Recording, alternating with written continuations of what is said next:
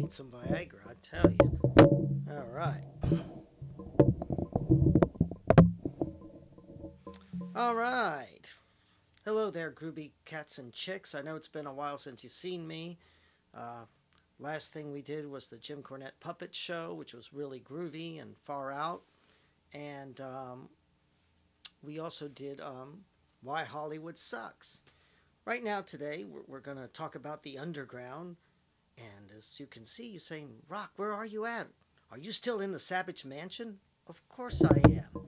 I'm right here in the Savage Mansion and in the occult library of the Savage Mansion, where I do a lot of research on the occult, the strange, the unusual, the bizarre, the supernatural. And we'll get to that in a minute later. Wanted to give a quick update on the underground, on the state of the underground filmmakers in general. And you know, there's an old saying, you are the resistance. And that's right, I'm talking about you out there. You know, who support good filmmaking and interesting filmmaking and bizarre filmmaking. Talking about you guys out there. And you are the resistance. Now, the resistance is already working. People are getting sick of the crap, the feces, the excrement that comes from Hollywood. You probably have heard that 2017, the worst, absolutely the worst summer ever for Hollywood. This is no surprise to those of us who have brains. You produce crap, you know, that's what happens. Nobody wants to see it. It's garbage in, garbage out. That's the way it goes.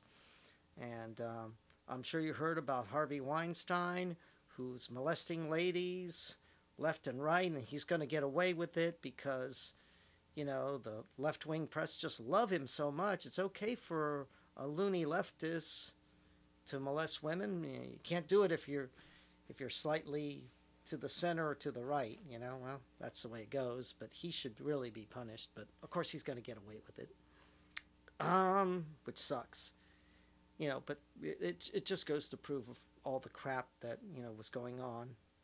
And I'm going to put this to rest after this one more thing I have to say about the Hollywood sucking situation, which is pretty much, we don't want to get redundant about it. We want to move on.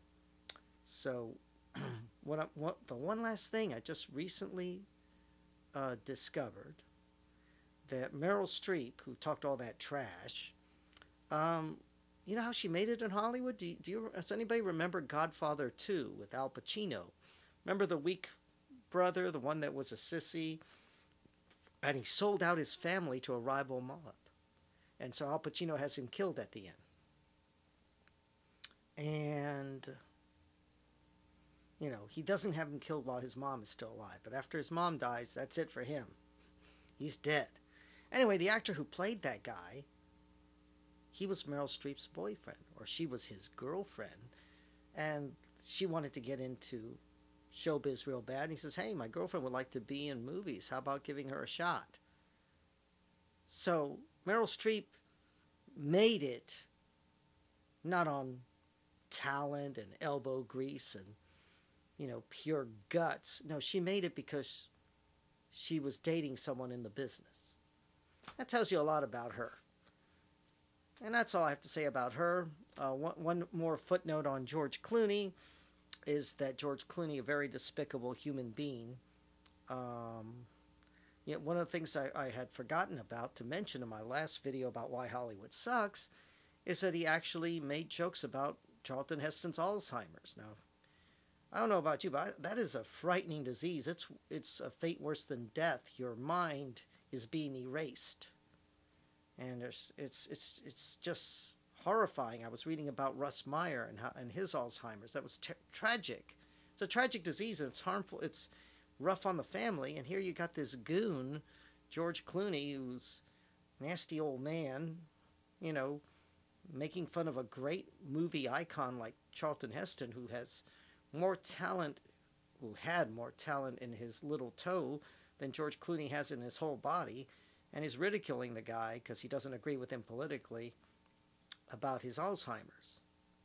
You know, that's bad karma, George. And you know, like the Ultimate Warrior said to Hulk Hogan, karma is coming for you. And karma did come for Hulk Hogan. He's now persona non grata. Clooney, karma's coming for you. You better hope you don't catch anything nasty like Alzheimer's, because that's horrifying disease. And, everybody should pray that they don't get it, because, or anybody in your family or friends, because that's just, and it's despicable he would make jokes like that, but it's Hollywood. So maybe we should all pray that there's a massive earthquake and Hollywood falls into the ocean, but all the nice people in California get out first and everybody else drowns. That would be a good thing. So anyway, I know you're saying, Rock, that's kind of cruel. Not as cruel as making fun of someone with Alzheimer's, my friends. That's not funny at all. But anyway, like I said, you are the resistance. So I'm going to give you some places you can go to on the net so you can join the resistance. And how can you say, Rock, how can I join the resistance? I don't want to be a political activist. I don't want to get involved in that crap and, get involved in feces. I might catch political cooties. No. Nothing. Calm down. Nothing like that. No, you're the resistance, and you're going to resist by not participating in watching Hollywood movies. Now, I know what you're thinking, but Rock, they might put out something I'm really curious about. But you don't have to put money in their pocket. You got a library card? You can go to a library and see it for free. As a matter of fact, I'm going to go see Marvel's Civil War for free. I haven't seen it yet. I don't care if you tell me how it ends. I'm still going to see it. I'm just curious, and I'm going to see it for free because I have a library card. And not even, it's my taxes pay for the library. Your taxes pay for the library. Might as well use it. And Hollywood will not get a dime out of me. So, and right now I don't want to see anything else from Hollywood, really. I may not even want to see Civil War. Right now I'm just curious, but every time I drive by the library and say I'm going to see it, I'm going, I don't want to see that crap. But it's probably, people are telling me it's good, but I don't know. I don't care. The bottom line is you're the resistance. So if you get curious about a Hollywood movie, you get your library card, you go to the library, you pay nothing. Now, but Rock, I want to see other movies too. Where can I see these great movies? Where can I see some underground movies? Where can I see the real independent movies? Well, you can go, first of all, the greatest place to go is my website, my film studio, the Savage Film Group. You go to www.savagefilmgroup.com and you order one of my movies. You won't feel sorry. I recommend the action horror category. You're gonna love it. Gonna love the anthologies. They're great. So go there right now. Well, no, wait until you finish watching this video. Then you can go there. Now, I also recommend Something Weird Video. And if you look at one of my YouTube videos, I interview the founder of Something Weird Video, Mike Varney. I hope I'm pronouncing his last name right. Great guy, terrific guy. Poor guy passed away. Way too young, in my opinion. And he was a terrific guy. I interviewed him. Go. His wife is running it now, I'm sure. So go to Something Weird Video after you go to my website first, though. Buy one of me first, okay? So then go there. You can also go to Just for the Hell of It Video. Has a lot of forgotten and lost movies and underground movies and some weird foreign movies that are actually good, because that's why they're out there. Just for the Hell of It Video. Then I highly also recommend to go to Full Moon Productions and see some of the weird stuff they got now. Woo! But again, go to my website first, www.savagefilmgroup.com, and you won't be sorry. All right. Most of my DVDs have 2 DVDs. One has the movies. The other one has the extras. You'll love it. Beautiful, beautiful boxes. You can't go wrong. Now, you're wondering, why am I in the occult library in the Savage Mansion? Why am I here? I'm going to tell you why I'm here. I'm here because to promote the new movie that's coming out. It's not a scripted movie. It's a documentary. It's like my Mondo films. It's about fun stuff, though. It's not, bashing somebody or anything like that. We went on a road trip and we're visiting weird places in America that are really cool. because not people go on their vacation, they go to crappy places like Disney World. I mean, you've seen it one time, you've seen it all. You see one of these big theme parks, that's it. But we go to very unusual theme parks and unusual places to visit in America. And we're still filming this. We got several I have several working titles. So, but it is a Mondo film, and I want to share with you, one of the places we visited recently was Point Pleasant, West Virginia, a really cool town, population 5,000. We went there because it is the home of the notorious ultra-terrestrial known as Mothman. Ultra-terrestrial because we don't know if it's a crypto creature. We don't know if it's an extraterrestrial. We don't know if it's from another dimension. So when it's something like this, you call it an ultra-terrestrial. Just FYI for your information. So anyway, we went there to look at a lot of great stuff they had there. And incidentally, we didn't go there during the Mothman Festival. And you're probably thinking, Rock, why didn't you go there during the Mothman Festival? I heard it's fantastic. Yeah, it is. But think about it. One of the locals have informed us that at the Mothman Festival, you have between 12,000 to 15,000 people in a town where the normal population is 5,000. That's kind of crowded, and we're not going to get good footage of all the artifacts, which is what we want. We want to get the locations and everything, but it's crowded. Everybody's everywhere. No, thank you. So we went there a week before the festival, and I got lots of great footages. We visited the Mothman Museum, which has a lot of cool gifts and stuff, and we also went on location where the actual sighting is. The great thing about Point Pleasant is it hasn't changed much since 1967. A few things here and there, but like all towns, but it's nice to see some consistency in a world where everybody tells you how great change is, and the change always seems to be for the worse. So nice to see some consistency in the world. I happen to like it a lot. It's a very nice little town. It's like a cross between Mayberry and the Outer Limits. Yeah. Anyway, I think you guys will get a kick out of it if you go there, but you'll get to see our in-depth look at Point Pleasant and the Mothman Museum and the locations where Mothman was sighted, where we actually take the car and go there at the places of sighting, and we do a little bit of research there. And also great stuff at the museum. I'm not making this up, so I'm going to show it to you. Mothman comic books. Yep. This is really cool. Lots of books on Mothman. I recommend this one, Behind the Red Eyes, with interviews from all the witnesses who saw Mothman from the 1960s to the last sighting in the 1990s. So, really recommend this. And, so you're going to want to see this film when we put it out. I will gladly, proudly announce it. I will shamelessly promote it.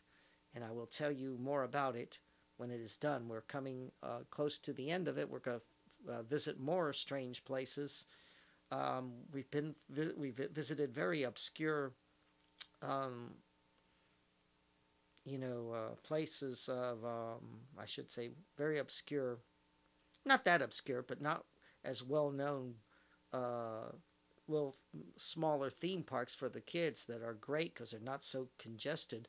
One is the incredible Enchanted Forest that unfortunately was abandoned, and then these people at this farm resurrected it. They got the pieces out of there, and it's an ongoing project, so it's really great. Every time you go, there's something new, and they resurrected the Enchanted Forest.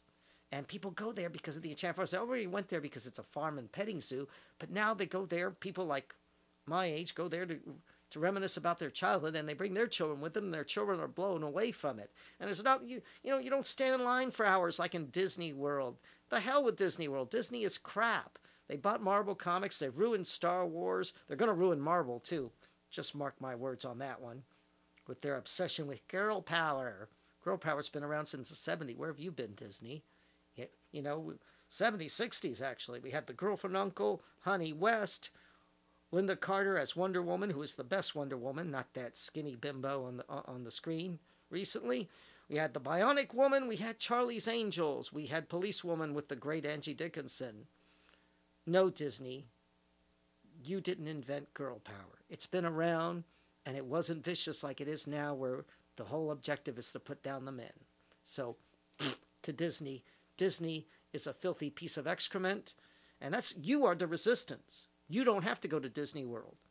Like I said, go to the Enchanted Forest. Go into Stonehenge. There's a lot of other really cool places. Dinosaur Kingdom, Dinosaur Land in Virginia, and there's another one called Dinosaur Kingdom in Natural Bridge, Virginia, which we're hoping to visit if we get a chance. But we've already been to Dinosaur Land, and that's a good place to take the kids too. So, this movie is about traveling through America. You don't have to get on a damn airplane.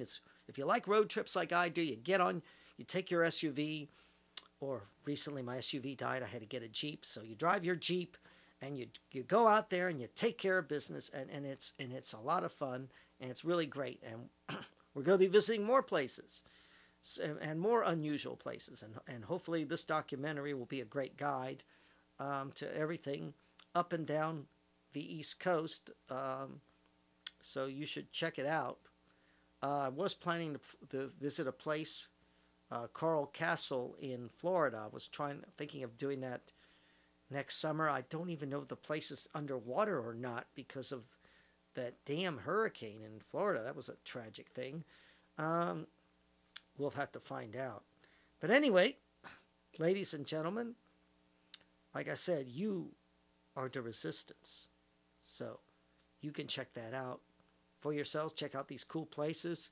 Like I said, when our movie comes out, I really recommend you buy it. And like I said, I may host more stuff from the Occult Library, depending on what the subject matter is. But since I was going to talk about Mothman, about our upcoming film, I thought this would be a great place to hang out. And some people say, Rock, Savage, what about people who are skeptics, like that magazine called Skeptical Something or whatever? You know. And I'm like, well, there's nothing wrong with being skeptical when you're investigating something. Somebody tells you, a witness that's witnesses something, you got to question them hard, because they may be pulling your leg or pulling a prank or a hoax, and you don't want to be hoaxed by anybody. We almost got hoaxed by a bunch of rogue, I don't know if you could call them rogue ghost hunters, but there were these ghost hunters that kept taking all these pictures of orbs, and the orbs really were not ghosts. And I made a movie about it, and I pulled it from release, because the more I looked at it, it's like, this is all phony baloney. And so I pulled it from release. And I said, no, none of that. So it's possible that somebody's hoaxing you. However, I also don't like hoaxsters or pranksters that prank you when you're trying to investigate something and trying to find honest answers. But I also don't like professional debunkers or professional skeptics who don't believe in anything. There was a joke about that in a horror movie where this guy says, he goes, you don't believe in that superstition, do you? He says, I'm a scientist. I don't believe in anything. Well, yeah, that's pretty much their attitude, and that's the whole focus of some of these magazines they put out. And it's just that I don't believe anything. No, it could be anything but ghosts. It could be anything but extraterrestrials. It could be anything but Mothman. It might have been an owl. Okay, considering that every witness says it's been like close to 7 feet tall, they saw the legs on it. I don't think owls have legs like a human. Yeah, nah, and certainly not the large wingspan that people swear they saw. And to this day, they insist they saw it. Their story hasn't changed. And I notice it's always people who weren't there who are saying, you didn't see that. Well, yes, they did. And maybe it wasn't what they thought it was, but you don't know what they saw. To try to explain it away because you don't like the explanation, because the explanation of a humanoid creature with a large wingspan and big red eyes seems to scare you, and you want to be in denial, so you say, "Oh, I want to explain this away and make these people look like kooks," when you weren't even there. So shut the hell up, you phony skeptics. You're just a bunch of cowards who are, "Ooh, I don't want to believe because I don't want to believe these people because I'm scared." Because that's what that's about, really. They're in denial that there are things between the spaces that we cannot see or that we don't see all the time. And when we do see them, it's pretty scary. And they don't want to admit it. They don't want to admit that this world is a lot stranger than anybody thinks. And they don't want to admit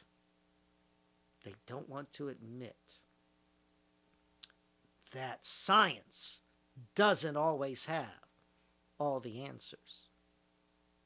And it doesn't. If science had all the answers, we wouldn't have incurable diseases. We wouldn't have cancer. We wouldn't have Alzheimer's. No, science doesn't have all the answers. And until it does, I do believe in Mothman. I don't know what it is, but it's out there somewhere. Maybe it's gone away, hasn't been seen since the 1990s. Maybe it felt its purpose was to warn us. Some people connect it with the Silver Bridge collapse. Other people say, nah, two different events. Possible. But it was there, and now it's gone. Will it return? I don't know. Don't know at all. But the point is, I don't know, and these skeptics don't know either. They can speculate and give their theories all they want, but, I'll listen to the witnesses before I listen to them, because the witnesses were there. And we're talking the witnesses being a very diverse group of people. And the skeptics all being elitists and snobby people from universities with pieces of paper that they have to show everybody to prove that they are smart. Well, the great Rock Savage here doesn't need a piece of paper to prove he's smart, because I am smart. I've had to reinvent myself many times because, places I worked with went out of business. Had to start over again from ground zero. And I'm still here and I'm still surviving. Because just like the phoenix, I rise from the ashes. And that's what the Enchanted Forest did, actually. It rose from the ashes. And the Savage Film Group has done that. We've crashed, burned, and risen from the ashes. And we're still here. In one form or another, we're here. And that's pretty much all I got to say about that. Folks, you are the resistance. You are. You really are. So like I said, it's in your hands.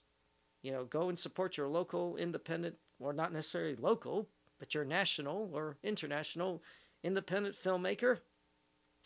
Don't forget to go to www.savagefilmgroup.com and buy a DVD today, because you are the resistance. It's Rock Savage, the world's most dangerous filmmaker. I'm signing off. I'll see you in the next video. And you guys take care and stay groovy. Oh, wait a minute. P.S. If you haven't subscribed, hit that subscribe button right now. I mean, really. And hit that like button. Okay? Because, again, this is a way of being part of the resistance. Hit subscribe, hit like. And stay groovy. Catch you on the flip side. And see you at the movies.